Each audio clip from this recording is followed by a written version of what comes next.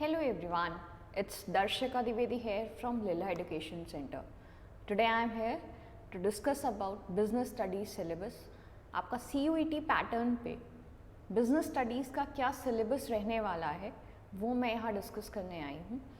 जिन भी बच्चों ने एज अ डोमेन आपने बिजनेस स्टडीज़ लिया है उनको ये सिलेबस पढ़ना है। तो लेट्स स्टार्ट विथ आपको क्या क्या पढ़ना है।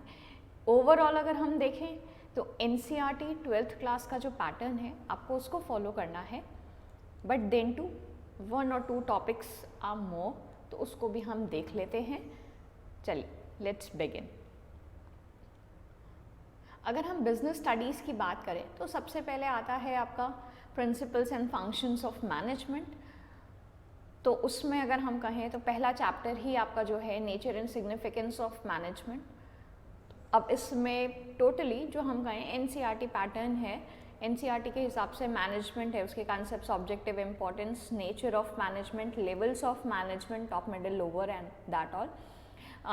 मैनेजमेंट फंक्शन POSDC यानी है ना, planning, organising, staffing, directing and controlling और कोऑर्डिनेशन। ये आपका फर्स्ट चैप्टर जो एज इट इज़ मैं कहूँगी NCERT के पैटर्न पे। फिर आते हैं प्रिंसिपल्स ऑफ मैनेजमेंट में उनका मीनिंग, नेचर एंड सिग्निफिकेंस। फिर आते हैं फेयोल्स का पूछा है और टेलर का पूछा है। तो प्रिंसिपल्स और टेक्निक्स, ऑब्वियसली टेलर में प्रिंसिपल्स भी हैं और टेक्निक्स भी हैं, तो वो आपके हैं। फिर आते हैं बिजनेस एनवायरनमेंट में, that is your unit 3rd, जिसमें है मीनिंग एंड इम्पोर्टेंस, डायमेंशन, यानी हम कहेंगे कि कौन कौन से फैक्टर्स हैं, कौन कौन से डायमेंशंस हैं जो इफेक्ट करते हैं, तो उसको यहाँ पे कैटर किया है। प्लस LPG यानी है ना, लिबरलाइजेशन, प्राइवेटाइजेशन एंड ग्लोबलाइजेशन में, और उसका इम्पैक्ट जो हमारे यहाँ पे हुआ उसको स्टडी करना है। जो अगर हम इस साल के 12th की बात करें तो ये आपका टॉपिक एक्सक्लूडेड था, तो अब ये इंक्लूडेड है, ठीक है, तो आपको पढ़ना है उसको।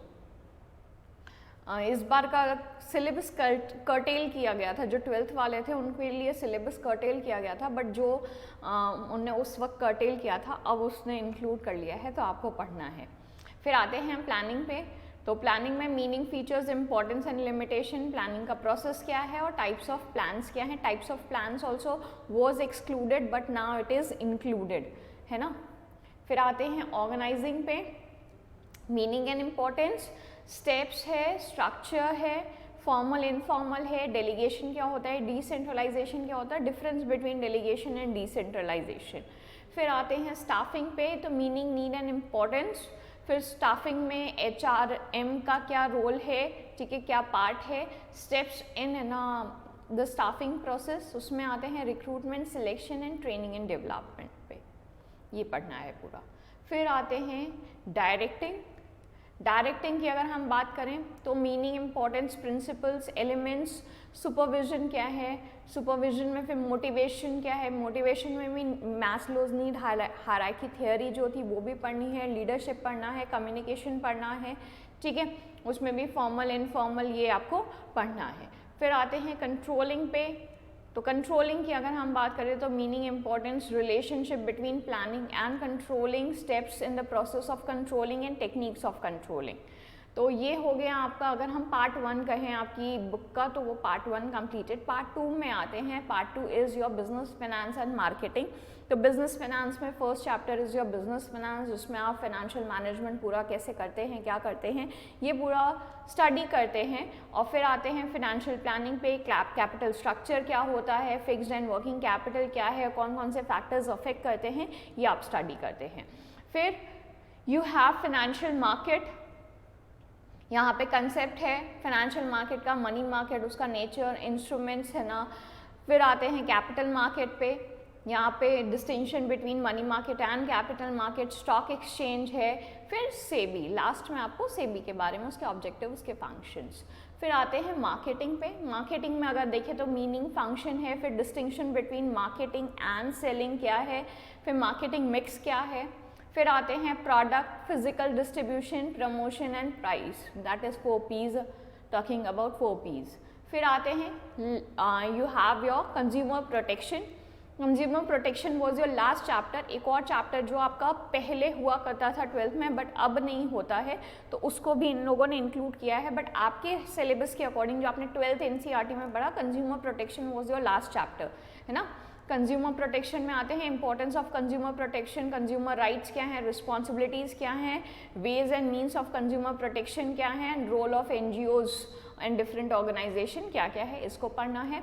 फिर यू हैव एंटरप्रेन्योरशिप डेवलपमेंट, इसका concept, function, needs you have to study.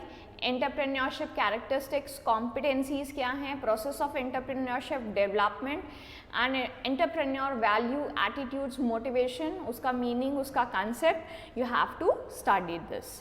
तो ये था आपका ओवरऑल बिजनेस स्टडीज़ का सिलेबस, जो कि हमारे यहाँ पे अगर मैं कहूँ कोचिंग में तो ये केटर कराया जाएगा।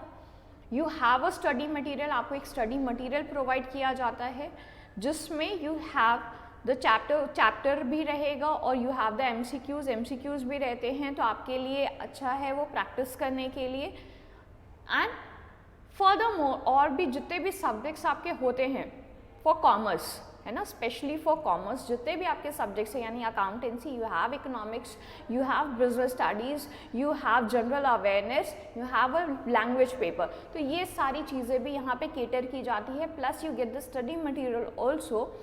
तो अगर आपको फर्दर अगर है ना पढ़ाई करनी है तो you can subscribe the channel, you can stay tuned with us to get further more videos, and even you can join the center, आप है ना कोचिंग ज्वाइन कर सकते हैं to study properly. So stay tuned with Lilla Education Center. Till then, bye bye and take care.